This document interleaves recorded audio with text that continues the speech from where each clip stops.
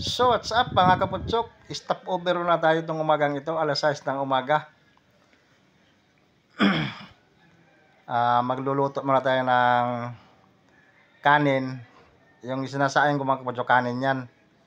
At binabalatan ko yung patula. Haluan natin ng miswa. Yan mga kaputsok. Para tawag dito, healthy yung ating pangangatawan. Itong patula, pangpabawas ng dugo yan. Ayan ang gulay nga tawag dito, pangpabawas ng dugo, pampabawas ng dugo. Iwas din yan, tawag dito diabetes, kasi matabang yan siya mga kaputsok. Ayan yung ating lulutuin itong magang ito. Ayan, may ricado, luya, magbalat tayo ng luya. At ayan, sibuyas uli. Ayan, mabalat tayo. Ayan na, tapos na. Yun. At yung miswa, 2 piraso. Yan, habang nagpapakulo ng tubig, ayan, kumulo na, lalagay na yung patula. Lalagay natin patula. At pakulo natin uli para ma-vitamin yung ating ulam. Kanang kunting bechin.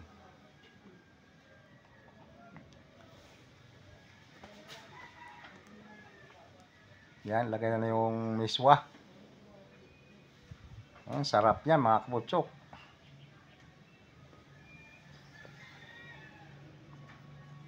Lagyan ng kunting magic sarap para lalong sasarap talaga. Kunti lang, masama ang marami dyan. At may timpla nating asin. Ayan magulay-gulay natin mga kaputsok, kasi bawal na sa atin yung mga karne-karne, yung mga red meat, bawal sa atin yan.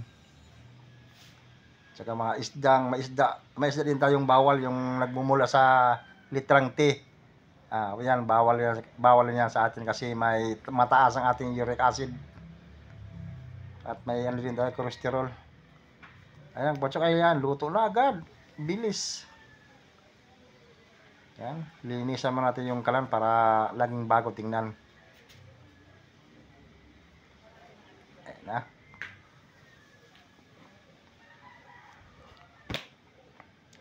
At shout out mga kaputsok sa mga driving nga bumabiyahe ng malayo, nga nagsaing din sila tuwing araw-araw lang nagsasaing, umaga at tanghali. Ayan, shout out sa yung lahat yan. Kailangan tayo magtitipid mga kaputsok, kasi mahal ang bilihin ngayon.